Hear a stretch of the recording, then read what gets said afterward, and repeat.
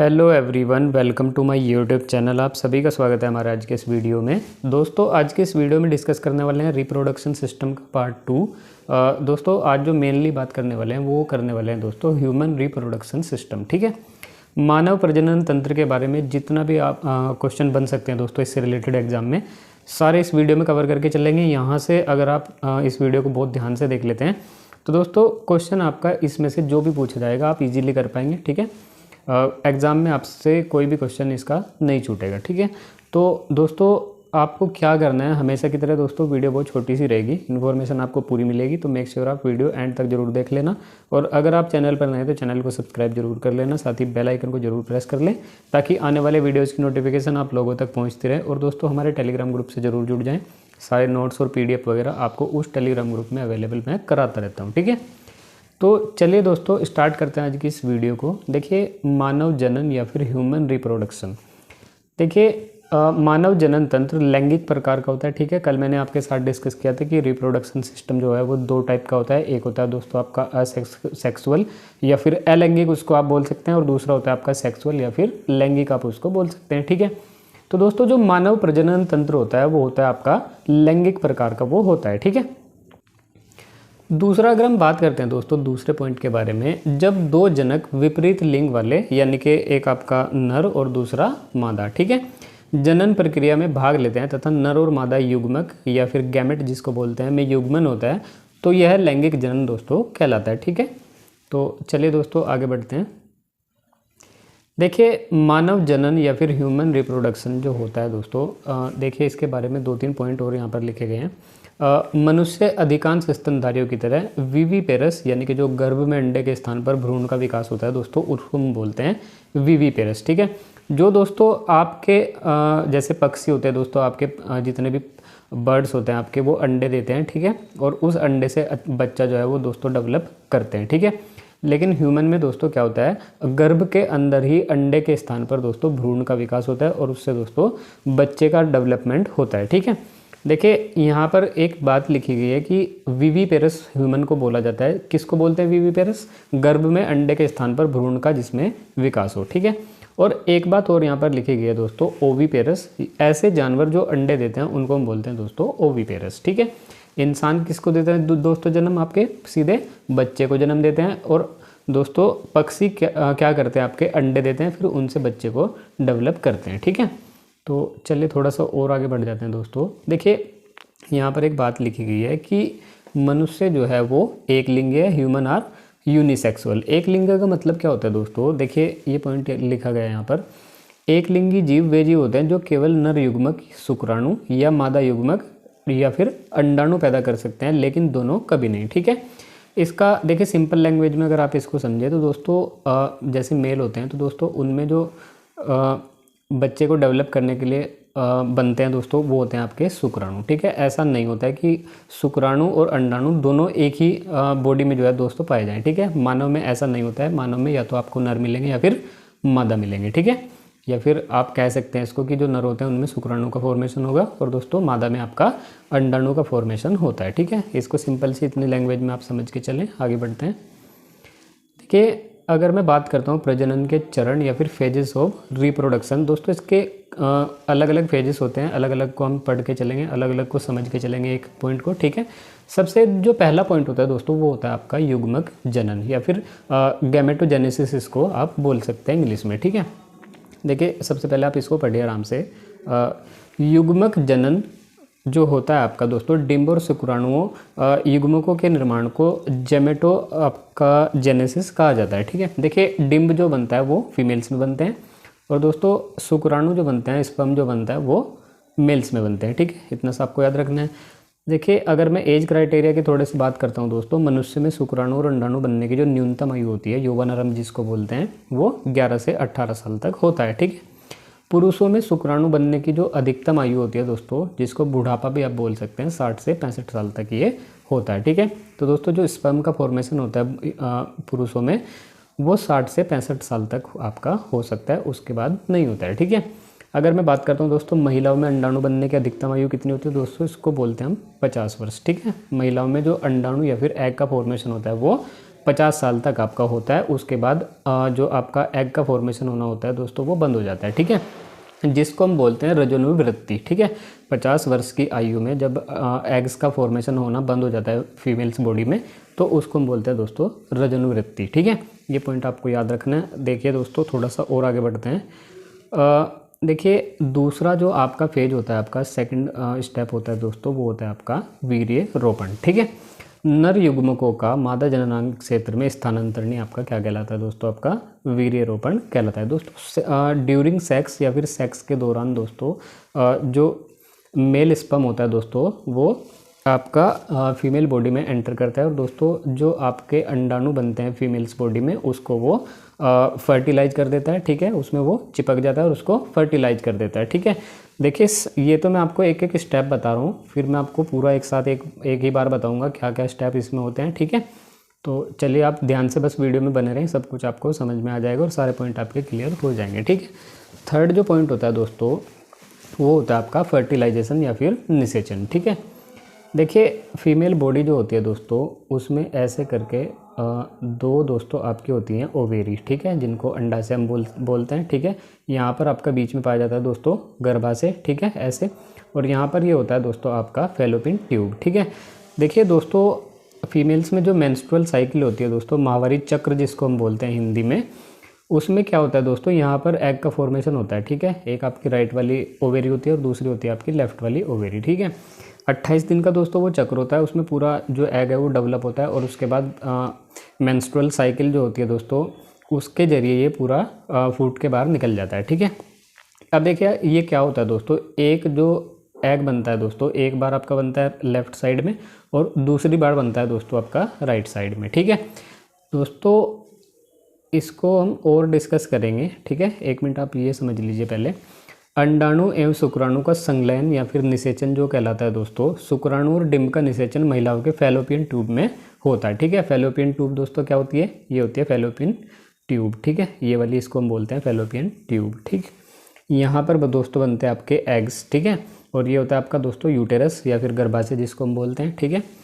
आपके जो स्पर्म होते हैं दोस्तों यहाँ से आके वो यहाँ पर इस एग से चिपक जाते हैं, जिससे उसका एग का क्या हो जाता है दोस्तों फर्टिलाइजेशन हो जाता है। जब वो दोस्तों फर्टिलाइज होता है, जब स्पर्म और आपके एग दोनों मिल जाते हैं दोस्तों, वो किसका फॉर्मेशन करते हैं, आपका जाइगोट या फिर युग्मनज का वो फॉर्मेशन करते हैं, ठीक है। इस प्रक्रिया को दोस्तों क्या बोलते हैं, फर्टिलाइजेशन या फिर निषेचन बोलते हैं, ठीक है। और दोस्तों जो युग्मनज या फिर जाइगोट बनता है आपका, वो फिर बनता है दोस्तों आपका एम्ब्रियो, तो धीरे धीरे डेवलप होके, और उसके बाद दोस्तों एम्ब्रियो से आपका पूरा बच्चा जो है वो डेवलप होता है, ठीक है। इतना सा आपको याद रखना है। अगली स्लाइड पे पढ़ते हैं दोस्तों। देखिए जाइगोट फॉर्मेशन के बारे में यहाँ पर लिखा गया है। चौथा ये आपका स्टेप होता है दोस्तों रिप्रोडक्शन सिस्टम का। दो युग्मक कोशिकाएं लैंगिक प्रजनन के द्वारा संयुक्त होकर जिस कोशिका का निर्माण करती हैं उसे युग्मनज या फिर जाइगोसाइट या फिर जाइगोट उसको बोलते हैं, ठीक है। देखिए आपका एक मिलता है यहाँ पर दोस्तों स्पर्म, किससे मिलता है, एग से, और दोस्तों दोनों ये आपस में संयुक्त हो जाते हैं, ठीक है, जुड़ जाते हैं आपस में। और देखिए आप सभी को पता है दोस्तों एग जो होती है वो एक अलग सेल होती है और स्पर्म दोस्तों आपकी अलग सेल होती है, ठीक है। जब एग और स्पर्म मिल जाते हैं दोस्तों वो किसका फॉर्मेशन करते हैं, आपका जाइगोट का फॉर्मेशन करते हैं, ठीक है। और ये जाइगोट दोस्तों अपने आप में एक पूरी कोशिका होती है, ठीक है, यानी कि आपकी एक कोशिका ये और एक कोशिका ये दोनों मिलकर एक नई कोशिका का निर्माण करते हैं, ठीक है। और इस प्रक्रिया को हम बोलते हैं दोस्तों निषेचन या फिर फर्टिलाइजेशन, ठीक है, आपको ये याद रखना है, ठीक है। जाइगोट फॉर्मेशन को ही हम क्या बोलते हैं दोस्तों, फर्टिलाइजेशन बोलते हैं। और दोस्तों जाइगोट के बाद आपका बनता है एम्ब्रियो जिसको हम भ्रूण बोलते हैं, और एम्ब्रियो से आपका पूरा बेबी डेवलप हो जाता है, ठीक है, बच्चा आपका पूरा डेवलप हो जाता है, ठीक है। इतना सा आपको याद रखना है। इसका पूरा प्रोसेस जो है वो दोस्तों 9 मंथ्स का आपका होता है, ठीक है। इसके बाद दोस्तों आपका देखिए जो 5th स्टेप आता है वो होता है आपका दोस्तों प्रजनन के चरण। 5वां स्टेप जो है आपका वो है दोस्तों आपका आरोपण या फिर इम्प्लेनेशन, ठीक है, सॉरी इम्प्लांसन। आप देखिए यहाँ पर समझ के चले, मनुष्यों में आरोपण मानव प्रजनन का वह चरण है जिस पर भ्रूण या फिर गर्भाशय की दीवार में अंत स्थापित हो जाता है। देखिए दोस्तों ये आपकी होती है दोस्तों वजाइना, ठीक है। यहाँ से सेक्स के दौरान दोस्तों ड्यूरिंग सेक्स स्पर्म आपका एंटर करता है, ठीक है। स्पर्म आपका दोस्तों अगर इस तरफ अंडा बनता है, एग बनता है, तो दोस्तों इस तरफ आपके चले जाते हैं। देखिए दोस्तों एक बार में जो सीमेन में दोस्तों आपके स्पर्म होते हैं वो 200 से 300 मिलियन होता है, ठीक है। और उसकी जो फर्टिलाइजेशन की रेट होती है दोस्तों वो 60% के करीब होती है, ठीक है। केवल एक ही स्पर्म जाके इस अंडे में घुस जाता है, ठीक है, और इसको फर्टिलाइज कर देता है, ठीक है। दोस्तों जब यहाँ पर जाइगोट का फॉर्मेशन हो जाता है, ठीक है, तो यहाँ से ये अंडा आना आपका स्टार्ट होता है इससे फैलोपियन ट्यूब से, और ये यहाँ पर आकर रुक जाता है यूटेरस यानी कि गर्भाशय के अंदर, ठीक है। लास्ट में दोस्तों पूरे 9 महीने के लिए यहाँ पर रुका रहता है, और यहाँ यहीं पर आपका क्या होता है दोस्तों, पूरे बेबी का फॉर्मेशन आपका होता है, ठीक है। तो इतना सा आपको याद रखना है। आरोपण दोस्तों किसको बोलते हैं, जब यहाँ पर आपका एग और स्पर्म मिलके जाइगोट का फॉर्मेशन कर दे और वो जाइगोट दोस्तों फैलोपियन ट्यूब से होकर आपके गर्भाशय में आ जाए, उसको हम बोलते हैं आरोपण, ठीक है। इतना सा आपको याद रखना है। अब देखिए जो छठा आपका स्टेप होता है वो होता है आपका गर्भकाल या फिर जेस्टेशन, आप इसको इंग्लिश में बोल सकते हैं। शिशु का निर्माण या फिर भ्रूण विकास, माँ और बच्चे के बीच प्लेसेंटा का निर्माण होता है, ठीक है। ये आपको याद रखना है दोस्तों। प्लेसेंटा क्या होती है, जिससे दोस्तों आपकी क्या होता है पूरा का पूरा जितने भी आपके न्यूट्रिएंट्स चाहिए होते हैं बच्चों के डेवलपमेंट के लिए, उसका जो ये दोस्तों कनेक्शन होता है इसको हम बोलते हैं प्लेसेंटा, ठीक है। तो ये चीज़ आपको याद रखनी है। नेक्स्ट स्लाइड पे बढ़ते हैं। देखिए दोस्तों यहाँ तक देखिए दोस्तों, आई थिंक आप सब समझ गए होंगे, आप इसको एक बार और अच्छे से समझ लें। देखिए यहाँ पर ये होती है आपकी दोस्तों वजाइना, ठीक है। यहाँ से ड्यूरिंग सेक्स आपका स्पर्म एंटर करता है, ठीक है। जिधर भी दोस्तों एग का डेवलपमेंट हुआ होता है उसी तरफ आपके स्पर्म चले जाते हैं, ठीक है। और दोस्तों एक स्पर्म जाके इस एग को फर्टिलाइज कर देता है, उससे चिपक जाता है, और फर्टिलाइज करने के बाद उसका क्या निर्माण हो जाता है दोस्तों, जाइगोट का निर्माण हो जाता है। और जाइगोट फिर क्या करता है दोस्तों, इस फैलोपियन ट्यूब से आने के बाद यहाँ पर यूटेरस में रुक जाता है, ठीक है। और दोस्तों यहीं पर वो 9 महीने तक रुका रहता है, पूरे बेबी का डेवलपमेंट उससे होता है, ठीक है। तो ये पॉइंट आपको याद रखना है। अब देखिए अलग अलग हम बात करते हैं पुरुष प्रजनन प्रणाली या फिर मेल आपका रिप्रोडक्टिव सिस्टम, इसके बारे में बात करते हैं। देखिए मेल जो रिप्रोडक्शन सिस्टम होता है उसमें आपके 3-4 जो हैं अंग दोस्तों काम आते हैं, उनके बारे में डिस्कस कर लेते हैं। देखिए पुरुष प्रजनन अंग का स्थान दोस्तों श्रोणिक क्षेत्र है, ठीक है, आप सभी को पता है। पुरुष प्रजनन अंग के भाग दोस्तों इसके बारे में बात कर लेते हैं, ठीक है। सबसे पहले आपका आता है दोस्तों टेस्टिज या फिर वृषण, जिनको आप हिंदी में बोलते हैं, ठीक है। उन्हीं में आपका स्पर्म या फिर शुक्राणु का निर्माण होता है, ठीक है। दूसरा होता है दोस्तों आपका एक्सेसरी डक्ट, ठीक है। और तीसरा होता है आपका दोस्तों मेल ग्लैंड या फिर पुरुष ग्रंथि जिसको बोला जाता है। चौथा आपका होता है एक्सटर्नल जेनेटल या फिर बाहरी जननांग, ठीक है। ये होता है दोस्तों आपका टेस्टिकल्स, ठीक है, या फिर टेस्टिस आप इनको बोल सकते हैं, ठीक है। और दोस्तों इन्हीं के अंदर क्या होता है आपका स्पर्म का निर्माण होता है, ठीक है। यहाँ से आपके स्पर्म निकलते हैं दोस्तों, यहाँ पर आते हैं और दोस्तों इस आपके मूत्र मार्ग से आपके बाहर निकल जाते हैं, ठीक है। चलिए देखिए दोस्तों थोड़ा सा एक एक पॉइंट को आगे समझते हुए चलेंगे। यहाँ पर आप देखिए एक बार ये वाला पॉइंट पढ़िए दोस्तों आप। एंड्रोलॉजी चिकित्सा क्षेत्र का संबंध पुरुषों के प्रजनन स्वास्थ्य से होता है, ठीक है। एंड्रोलॉजी इसको बोलते हैं, ये आपको याद रखना है। देखिए यहाँ पर आपको दिया हुआ है दोस्तों, ये जो आपको रेड कलर के 2 डॉट नज़र आ रहे हैं दोस्तों, इनको हम बोलते हैं टेस्टिकल्स या फिर टेस्टीज, ठीक है। वृषण आप इनको हिंदी में बोलते हैं, ठीक है। अब देखिए यूरेटर आपका ये होता है दोस्तों, मूत्र मार्ग जो होता है आपका, यहाँ से स्पर्म आपके बाहर निकलते हैं, ठीक है, यूरेथ्रा। और दोस्तों इस वाली पिक्चर को आप छोड़ दीजिए, इसमें आप कंफ्यूज हो जाएंगे। आगे बढ़ते हैं दोस्तों, यहाँ पर आपको मैं एक बार समझा देता हूँ, ठीक है। देखिए वृषण जो होते हैं आपके वो ऐसे थैलीनुमा संरचना होती है दोस्तों, आपने देखा भी होगा, ठीक है। आपका क्या होता है दोस्तों, वृषण या फिर टेस्टिकल्स में आपके जो स्पर्म का फॉर्मेशन होता है दोस्तों, वो आपकी बॉडी का जो नॉर्मल टेम्परेचर होता है उससे 2-2.5 डिग्री थोड़ा सा कम टेम्परेचर पर स्पर्म का निर्माण होता है, ठीक है। अब देखिए ये पॉइंट्स आप सारे पढ़ के चलें। देखिए पेल्विक क्षेत्र के बाहर एक गुच्छे जैसी संरचना होती है जिसे अंडकोश या फिर अंडकोश की थैली कहा जाता है, ठीक है।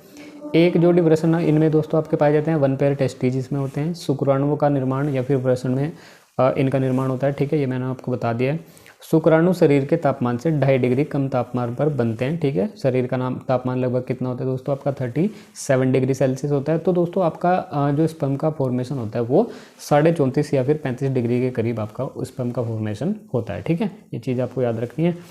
अब देखिए अगर मैं बात करता हूँ वृषण का आकार कैसा होता है, तो दोस्तों अंडाकार या फिर ओवल शेप इसका आकार होता है। अंडकोश की लंबाई कितनी होती है दोस्तों, 4 से 5 सेंटीमीटर इसकी लंबाई होती है और चौड़ाई इसकी 2 से 3 सेंटीमीटर होती है, ठीक है। अब देखिए यहाँ पर आप देखिए दोस्तों, ये आपके टेस्टिकल्स हैं, यहाँ पर आपका स्पर्म का फॉर्मेशन होता है। यहाँ पर देखिए दोस्तों, टेस्टिकल्स के ऊपर एक ग्रंथि पाई जाती है जिसको हम बोलते हैं एपिडाइमस, ठीक है। ये आपको याद रखना है। इसी में दोस्तों आपका क्या होता है, स्पर्म का संग्रहण या फिर इसमें इकट्ठा होता है स्पर्म, ठीक है, ये आपको याद रखना है। अब देखिए वृषण या फिर टेस्टीज के बारे में थोड़ा सा और यहाँ पर दिया गया है। इसमें दोस्तों कितने प्रकार की कोशिकाएं पाई जाती है, सेल्स कितने टाइप की इसमें पाई जाती हैं, ठीक है। तो देखिए आप यहाँ पर देख सकते हैं दोस्तों, 3 टाइप की सेल्स जो है यहाँ पर पाई जाती हैं। एक होता है दोस्तों आपका जर्म सेल या फिर जर्म कोशिकाएं, आप हिंदी में इसको बोल सकते हैं, ठीक है। शुक्राणु जनन यानी कि शुक्राणुओं का जो दोस्तों फॉर्मेशन होता है वो इन्हीं कोशिकाओं से होता है, ठीक है। सर्टोली सेल्स दोस्तों दूसरी टाइप की इसमें पाई जाती हैं, जो उनको दोस्तों क्या करती हैं, न्यूट्रिएंट्स या फिर पोषक तत्व उनको प्रोवाइड करती हैं, ठीक है। तीसरा आपका होता है दोस्तों लिडाइन कोशिका, ठीक है, लिडाइन कोशिकाएं जिनको बोलते हैं। टेस्टोस्टेरोन पुरुष हार्मोन जो होता है दोस्तों उसका निर्माण करती है, ठीक है। पुरुष हार्मोन जो होता है दोस्तों टेस्टोस्टेरोन, उसका निर्माण कौन करती है, आपकी लिडाइन कोशिकाएं करती है, ठीक है। अब देखिए एसेसरी डक्ट जिसको हम बोलते हैं, इसको आप समझ के चलें। एसेसरी डक्ट्स टेस्टिस से शुक्राणुओं को स्थानांतरित करते हैं, ठीक है। देखिए आप यहाँ पर देख पा रहे हो दोस्तों, ये होती है आपकी टेस्टिस 2, ठीक है। ये होती है आपकी एसेसरी डक्ट, ये वाली। इन्हीं से दोस्तों आपके क्या होते हैं, स्पर्म आपके मूत्र मार्ग तक आते हैं, ठीक है। तो इतना सा आपको यहाँ पर याद रखना है, ज़्यादा आपको कुछ याद नहीं रखना है। एक आपको ये चीज़ यहाँ पर समझ के चलें कि पुरुष वैसेक्टोमी ऑपरेशन क्या होता है दोस्तों, वास डिफरेंस डक्ट काट दी जाती है। इसमें दोस्तों क्या करते हैं, आप देखिए यहाँ पर देखिए, जो आपकी टेस्टेज होती हैं दोस्तों, इनसे आपकी ये वास डिफरेंस निकलती हैं यहाँ से, ठीक है। वासा डिफरेंस यहाँ से निकलती हैं दोस्तों। हिंदी में इसमें आम लैंग्वेज में आप इसको बोलते हैं नसबंदी, ठीक है। इसको इसमें क्या कर दिया जाता है दोस्तों, यहाँ से इसको काट दिया जाता है, ठीक है। अब देखिए दोस्तों, स्पर्म क्योंकि टेस्टीज में बनते हैं, ठीक है। तो जब भी आप सेक्स करते हैं दोस्तों, तो आपके जो स्पर्म है वो यहाँ से बाहर नहीं निकल पाएंगे, क्योंकि यहाँ से दोस्तों ये कट हो चुके हैं, ठीक है। तो दोस्तों जो आप इसको बोल सकते हैं दोस्तों, तो दोस्तों इससे क्या होता है, आप प्रेगनेंसी से बच जाते हैं, ठीक है। बस आप इतना सा समझ के चलें, इसको थोड़ा सा और आगे बढ़ते हैं दोस्तों। अब देखिए यहाँ पर और भी कुछ लिखा हुआ है आपका पुरुष प्रजनन प्रणाली के बारे में, पुरुष ग्रंथियाँ या फिर मेल ग्लैंड्स, ठीक है। अब देखिए पेयर्ड सेमिनल वेसिकल्स, युग्मित वीर्य पुट्टिका जो दोस्ती है वो क्या करती है, आपका बलगम बनाती है, ठीक है। प्रोटेस्ट जो ग्रंथि होती है आपकी दोस्तों, वो साइट्रिक एसिड बनाती है। वो किसके लिए दोस्तों, स्पर्म की गति बढ़ाने के लिए, ठीक है। स्पर्म को दोस्तों वो गति प्रोवाइड करती है। कौन करता है दोस्तों, साइट्रिक एसिड, ठीक है। और साइट्रिक एसिड किससे बनता है, प्रोस्टेट ग्रंथि से बनता है। तीसरा आपका होता है दोस्तों युग्मित बल्बो लूथरल ग्रंथि, ठीक है। ये क्या करता है दोस्तों, आपका फ्रक्टोज का निर्माण करती है, जो दोस्तों आपका स्पर्म को ऊर्जा या फिर एनर्जी प्रोवाइड करती है, ठीक है। देखिए एक बात आप यहाँ पर समझ के चलें दोस्तों, एक होता है आपका सीमेन और एक होता है दोस्तों आपका स्पर्म, ठीक है। दोनों अलग अलग चीज़ें हैं। स्पर्म दोस्तों हम बोलते हैं शुक्राणु को, ठीक है। और सीमेन में दोस्तों 3-4 चीज़ें यहाँ पर मिली हुई होती है, ठीक है। कौन कौन सी होती है आपकी, देखिए स्पर्म किसको बोला, नहीं सीमेन किसको बोला जाता है दोस्तों, एक तो होता है दोस्तों आपका स्पर्म या फिर शुक्राणु, ठीक है। दूसरा होता है आपका फ्रक्टोज और तीसरा होता है आपका साइट्रिक एसिड। इन तीनों को मिलाकर दोस्तों किसका निर्माण होता है, आपका वीर्य या फिर सीमेन का निर्माण होता है, ठीक है। और स्पर्म दोस्तों अपने आप में एक सिंगल कोशिका होती है, ठीक है। स्पर्म अलग चीज़ है, सीमेन अलग चीज़ है, ये आपको याद रखना है, ठीक है। बाहरी जननांग क्षेत्र मूत्र मार्ग से दोस्तों ये पूरा का पूरा सब कुछ आपका या फिर सीमेन जिसको आप बोल सकते हैं बाहर निकलता है, ठीक है। अब देखिए स्पर्म के बारे में अगर मैं बात करता हूँ आपसे, शुक्राणु वीर्य में एक बार में दोस्तों, एक बार का जो आपका सीमेन होता है उसमें दोस्तों शुक्राणुओं की संख्या लगभग 200 से 300 मिलियन के करीब होती है, ठीक है। शुक्राणु की प्रजनन दर जो होती है दोस्तों वो 60% के करीब होती है। हार्मोन शुक्राणु निर्माण में सहायक टेस्टोस्टेरोन होता है, ठीक है। कौन सा हार्मोन दोस्तों सहायक होता है उसके शुक्राणु के निर्माण में, तो दोस्तों टेस्टोस्टेरोन आपका हेल्पफुल होता है, ठीक है। चलिए दोस्तों यहाँ पर आपका खत्म हो जाता है मेल रिप्रोडक्टिव सिस्टम। अब बात करते हैं हम दोस्तों मादा प्रजनन तंत्र या फिर फीमेल रिप्रोडक्टिव सिस्टम, ठीक है। देखिए महिला प्रजनन प्रणाली के 2 कार्य हैं, ठीक है। कौन कौन से 2 कार्य हैं, एक होता है दोस्तों आपका डिंब या फिर अंडाणु या फिर एग का फॉर्मेशन करना, ठीक है। दूसरा होता है आपका दोस्तों पोषण प्रदान करना और विकासशील भ्रूण की रक्षा करना, ठीक है। ये 2 कार्य होते हैं आपके फीमेल रिप्रोडक्टिव सिस्टम के। अब देखिए आप यहाँ पर समझ के चलें इसको, फीमेल रिप्रोडक्टिव सिस्टम देखिए मानव महिला प्रजनन प्रणाली में 3 मुख्य भाग होते हैं। एक होता है दोस्तों आपका योनि या फिर वजाइना आप इसको बोल सकते हैं, जो द्वार से गर्भाशय की ओर आपका जाता है। ठीक है, देखिए ये होता है आपका दोस्तों लेबियम मेजस। ठीक है, ये होता है दोस्तों आगे वाला पार्ट इससे लेबियम माइनस। ठीक है, इसको हम बोलते हैं दोस्तों ऊपर वाला एक पार्ट होता है छोटा सा, इसको हम बोलते हैं क्लाइटोरस। और दोस्तों ये जो इतना आपको नज़र आ रहा है ये वाला हिस्सा, इसको हम बोलते हैं वजाइना। इसको हम बोलते हैं दोस्तों सर्विक्स। ठीक है, जो दोस्तों गर्भाशय का द्वार होता है, जो गर्भाशय का दरवाज़ा होता है, उसको हम बोलते हैं सर्विक्स। ठीक है, ये वाला, ये आपकी होती है दोस्तों ओवेरी, ये वाली। ठीक है, और ये दोस्तों आपका होता है फैलोपियन ट्यूब। ठीक है, या फिर यूटेराइन ट्यूब भी आप इसको बोल सकते हैं। और ये जो आपको बीच में नज़र आ रहा है दोस्तों, ये होता है आपका यूटेरस या फिर गर्भाशय। ठीक है, अब देखिए आप एक बार दोस्तों थोड़ा सा और इसको समझ के चलें। देखिए ये वजाइना आपकी होती है, ये वाली।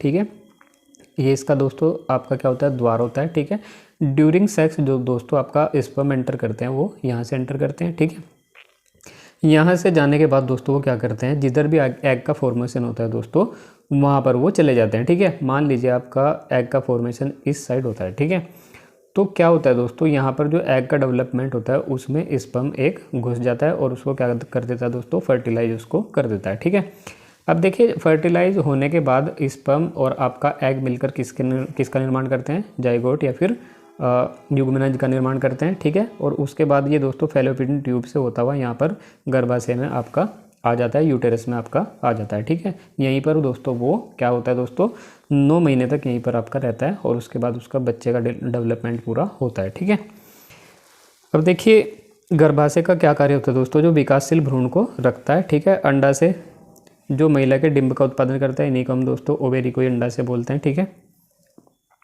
आप यहाँ पर भी देख सकते हैं दोस्तों आपका गायनेकोलॉजी किसको बोलते हैं, स्त्री रोग में प्रजनन प्रणाली सहित सभी महिलाओं के स्वास्थ्य संबंधी मुद्दों की देखभाल शामिल होती है। ठीक है, एक होता है दोस्तों आपका प्रसूति या फिर आप इंग्लिश में इसको बोलते हैं ऑब्स्टेट्रिक्स। ठीक है, प्रसूति में गर्भधारण से पहले, गर्भावस्था, प्रसव के दौरान और प्रसव के तुरंत बाद देखभाल शामिल होती है। ठीक है, एक बार आप यहाँ पर भी देख सकते हैं दोस्तों, ये होती है आपकी वजाइना, ये होती है दोस्तों आपकी ओवेरी, इधर ये दोनों। ठीक है, ये होती है आपकी फैलोपियन ट्यूब, ये आपका होता है दोस्तों गर्भाशय या फिर यूटेरस आप इसको बोल सकते हैं। ठीक है, आप इनको सबको आराम से देख लेना, पीडीएफ आपको हमारे टेलीग्राम ग्रुप में मिल जाएगी दोस्तों। ठीक है, अब देखिए बात करते हैं मेंस्ट्रुअल साइकिल या फिर मासिक धर्म चक्र जिसको बोलते हैं दोस्तों हम, इसकी अवधि कितनी होती है दोस्तों। जो दोस्तों हेल्दी फीमेल्स होती हैं दोस्तों, उनमें जो मेंस्ट्रुअल साइकिल का चक्र होता है दोस्तों वो 28 से 29 दिन का होता है। ठीक है, पहले मासिक धर्म की आयु कितनी होती है दोस्तों, 11 से 12 साल की एज में जो फीमेल्स को है आपका ये वाली प्रक्रिया दोस्तों स्टार्ट होनी शुरू हो जाती है, या फिर आप कह सकते हैं दोस्तों एग का फॉर्मेशन उनमें स्टार्ट हो जाता है। ठीक है, पहले मासिक धर्म चक्र को मेनार्च कहा जाता है। ठीक है, ये पॉइंट आपको याद रखना है, मेनार्च किसको बोला जाता है, पहले मासिक धर्म को मेनार्च बोला जाता है। ठीक है, मासिक धर्म चक्र की अंतिम आयु दोस्तों कितनी होती है आपकी, 50 वर्ष होती है, ये मैंने आपको पहले भी बताया था। और अंतिम मासिक धर्म चक्र को दोस्तों क्या बोला जाता है, आपका रजोनिवृत्ति बोला जाता है। ठीक है, 50 वर्ष की आयु में दोस्तों ये एग का फॉर्मेशन होना बंद हो जाता है फीमेल बॉडी में। ठीक है, जिन महिलाओं को हर 28 दिनों में मासिक धर्म होता है वे 14 दिन के आसपास ओव्यूलेट करती हैं और उनके गर्भधारण की सबसे अच्छी संभावना दोस्तों 11 से 14 दिनों के बीच में होती है। ठीक है, देखिए आप इसको सिंपल सी लैंग्वेज में अगर आप समझ के चलें, देखिए 2 ओवेरी यहाँ पर पाई जाती हैं ऐसे। ठीक है, ये होती है दोस्तों आपकी फैलोपियन ट्यूब, ये होता है आपका दोस्तों यूटेरस या फिर गर्भाशय। ठीक है, यहाँ पर होती है आपकी वजाइना। दोस्तों क्या होता है, एग का जो डेवलपमेंट होता है वो 28 दिन का पूरा उसका सर्कल होता है दोस्तों। जब वो बनना स्टार्ट होता है, एग बनना स्टार्ट होता है जब दोस्तों, तो उसका जो मेंस्ट्रुअल साइकिल पूरा का पूरा होता है वो 28 दिन का होता है। ठीक है, पहले वो 10 से 14 दिन के लिए क्या होता है दोस्तों, पूरा का पूरा एग डेवलपमेंट होता है। उसके बाद दोस्तों वो टूटना स्टार्ट हो जाता है। ठीक है, और दोस्तों 28 दिन के बाद वो क्या हो जाता है, टूट कर पूरा बाहर निकल जाता है। ठीक है, तो दोस्तों ओव्यूलेट करने का क्या मतलब है दोस्तों, जो अच्छा खासा एक एग डेवलप हो जाता है दोस्तों वो 14 दिन के अंदर आपका हो जाता है। ठीक है, तो वो सबसे अच्छा टाइम होता है आप प्रेगनेंसी के लिए। ठीक है, तो दोस्तों ये बस आपको इतना सा पॉइंट याद रखना है, इसमें ज़्यादा कुछ याद नहीं रखना है। ठीक है, ये पीडीएफ आपको दोस्तों हमारे टेलीग्राम ग्रुप में मिल जाएगी, वहाँ से आप इसको 1-2 बार रिवाइज कर लेना और वीडियो को आप अच्छे से देख लेना, सारे आपके पॉइंट क्लियर हो जाएंगे। आई थिंक मैंने दोस्तों आपके सारे पॉइंट क्लियर करने की कोशिश बहुत की है। ठीक है, फिर भी दोस्तों अगर आपको लगता है कि मेरे को थोड़ा बहुत इम्प्रूवमेंट इस वीडियो में करना चाहिए या फिर मेरे को और कोई तरीका अपनाना चाहिए तो वो आप कमेंट बॉक्स में लिख सकते हैं। अपना सजेशन दोस्तों ज़रूर दें, ठीक है। और दोस्तों अगर आपको वीडियो अच्छी लगे तो वीडियो को लाइक ज़रूर करें, शेयर करें अपने दोस्तों के साथ। और दोस्तों चैनल को थोड़ा सा सपोर्ट करें, चैनल को सब्सक्राइब करें और साथ ही बेल आइकन को जरूर प्रेस कर लें, ठीक है। अब बात कर लेते हैं दोस्तों प्रैक्टिस के बारे में। 20 एक दिन के करीब आपके पास बचे हैं दोस्तों। प्रैक्टिस आप कहाँ से करें दोस्तों, वीडियो के डिस्क्रिप्शन में एक लिंक पड़ा हुआ है। उस लिंक पर जब आप क्लिक करेंगे आपके सामने प्ले स्टोर ओपन होकर आ जाएगा, ठीक है। वहाँ से आपको ऐप देखने को मिलेगी दोस्तों, टेक्स्ट बुक ऐप, ठीक है। उसको आपको डाउनलोड कर लेना है, उस पर आपको रजिस्टर कर लेना है और उसके बाद एक आपको छोटा सा उसमें पास खरीद लेना है, ठीक है, जिन्होंने भी नहीं खरीदा है। और दोस्तों उस पास को जब आप खरीदेंगे आप ये वाला कोड यूज कर लेना, 10% का आपको डिस्काउंट मिल जाएगा, ठीक है। दोस्तों वो पास आपका 1 साल के लिए वैलिड होता है, ठीक है। 1 साल के अंदर आप जितने भी एग्ज़ाम देंगे सभी की टेस्ट सीरीज उसमें अवेलेबल करा दी जाती है, ठीक है। तो आप उसमें पास खरीद लें। और दोस्तों ये वाले जितने भी आपके टेस्ट हैं दोस्तों ये ज़रूर करके जाएं, ठीक है। देखिए ये इसमें फुल लेंथ के टेस्ट दिए गए हैं और आप ये वाला पेपर ज़रूर करें दोस्तों। सिमिलर PYP हाल ही में एक एग्ज़ाम हुआ था NVS लैब अटेंडेंट का दोस्तों, उसका एग्ज़ाम पैटर्न और आपका सिलेबस लगभग सेम था, इसलिए आप इस पेपर को ज़रूर अटैम्प्ट करके जाएं और अपनी तैयारी को जांच परख के जाएं कि आपकी तैयारी कितनी है, ठीक है। तो दोस्तों यहाँ से आपको प्रैक्टिस करनी है। जितने भी इसमें प्रैक्टिस सेट दिए हुए हैं आपको सारे के सारे अटैम्प्ट करके जाने हैं और उनको अच्छे से एनालाइज करके जाना है। बहुत सारे क्वेश्चन दोस्तों आपको हो सकता है यहाँ से भी देखने को मिल जाएँ, ठीक है। तो चलिए दोस्तों आज की इस वीडियो में इतना ही रखेंगे, अगली वीडियो में मिलते हैं, ठीक है। तब तक के लिए गुड बाय, थैंक यू।